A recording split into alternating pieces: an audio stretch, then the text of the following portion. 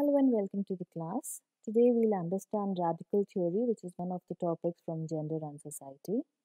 By the end of this lesson, you will be able to understand what is radical theory, what was the need to get radical theory, what are some of the forms of violence due to which radical theory emerged, what were the solutions offered by radical feminists.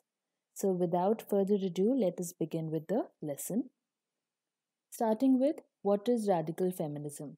So, radical feminism is linking of patriarchy and violence with the domination and oppression of women.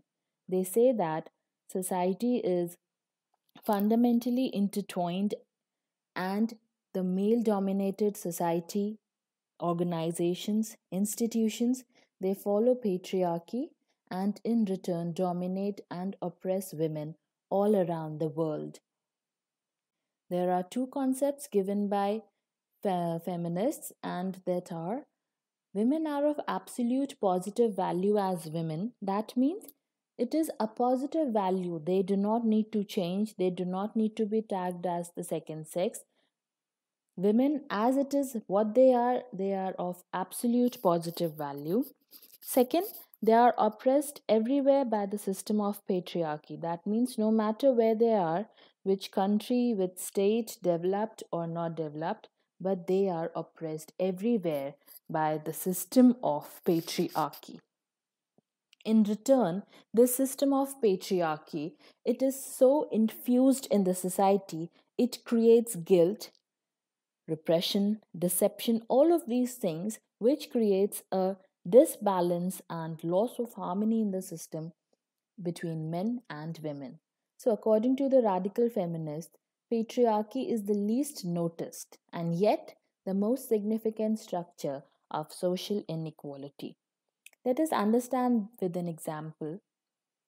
If a person, a father, treats his kids, that is, a son and a daughter, differently at home, this system of patriarchy, it will be present in very little things that happens in the day-to-day life and may go unnoticed, but in the future it will create a huge inequality between those kids that were brought up together, and as a result it will create social inequality. The girl would be deprived of many opportunities, whereas the boy will have a bolder personality and will get opportunities wherever he can. So, this is a form of patriarchy which goes unnoticed, yet it creates a significant impact in the structure of social inequality. So, they also say that patriarchy is the violence practiced by men and also the male dominated institutions and organizations against women. So they when they say that it is a violence, it is not important that violence is only physical. It can be mental, it can be economic, it can be, controlling the resources. All of these are forms of violence that are practiced day to day by men to control women. Some of the forms of exploitation can be control in standards of fashion. For example, men have created this definition of an ideal woman, that she should be fair, she should be thin, she should have long hair, she should not be loud, she should not laugh loudly. So, all of these standards are given by men. In terms of fashion, she will not wear such kinds of clothes, she will not wear that kind of makeup, she will not go for such kind of a job. All of these standards are given by men to control women, and they appreciate household drudgery. If a woman is working 24/7 in the house, men will be happy because in this way they control women. So, this is a form of exploitation that is practiced by men to control women. Some other ideas can be low wage work. That means a woman and men doing the same thing but getting different salaries. Monogamy, they say that a woman, if she is divorced, she should not go for another marriage. She should have only one marriage. Chastity, testing if a new bride is a virgin or not. Ideas of motherhood, the ideal motherhood, ideas of such are given that a woman should leave her job if she becomes a mother to take care of the child, she should stay at home, she should do this and that. So all of these things are forms of exploitation only. And this exists when one group, here the group is men, controls the other group, that is women, in its own interest. Interest here is maintaining patriarchy, which affects the life chances, actions, opportunities of the other group. That means women here become the sufferers. So, this is what patriarchy does to women all around the world. They also said that in the family, patriarchy is also the major site of domination as well as oppression. So, therefore, they said that women should come up with their separate institutions which are centered around them, where women are reliable to understand the problems that are faced by women, because male dominated system will not become as beneficial as they want them to be, and therefore their problem will not be solved. This is what the radical feminists say. So they link patriarchy to violence, which we already studied. There are some other kinds of violence also. It can be physical, it can be mental abuse, rape, prostitutions, spouse abuse, that is marital rape.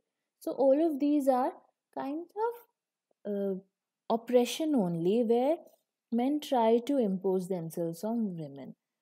And it exists like a social form which is universal, because men choose their basic power resource, that is physical force, and exert it on women. And with that, they also use other forces like economic force, legal, and emotional power to protect their patriarchy, to sustain their patriarchy, and to challenge women's resistance, where if it is individual or collective, they challenge it. So, patriarchy uses this instrument of violence, which is physical, mental, emotional, ideological, economic, etc.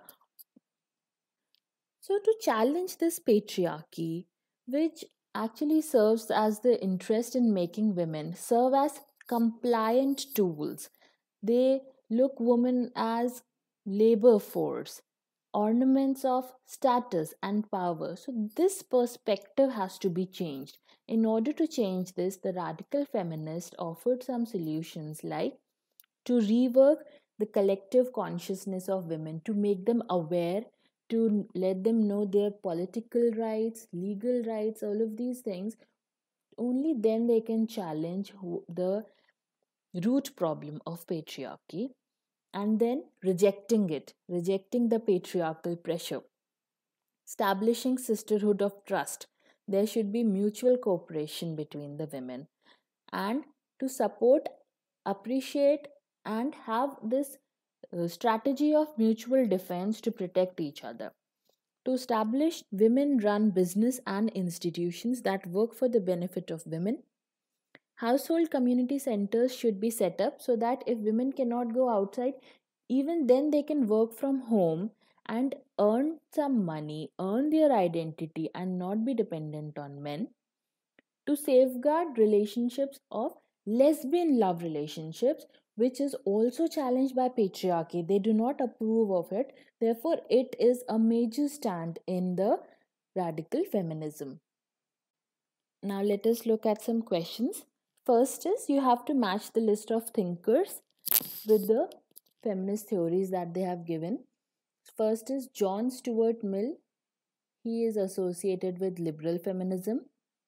Jane Flax is associated with Marxist feminism, Clara Zetkin with socialist feminism, and Shulamit Firestone with radical feminism. Coming to the next question, which group of thinkers belongs to the radical feminism? The answer is the group of radical feminism is Kate Millett, Mary Daly, and Shulamit Firestone. Hope you were able to understand this concept. The other concepts of gender and society are there in different slides, different lectures. You can refer to them. Thank you for watching.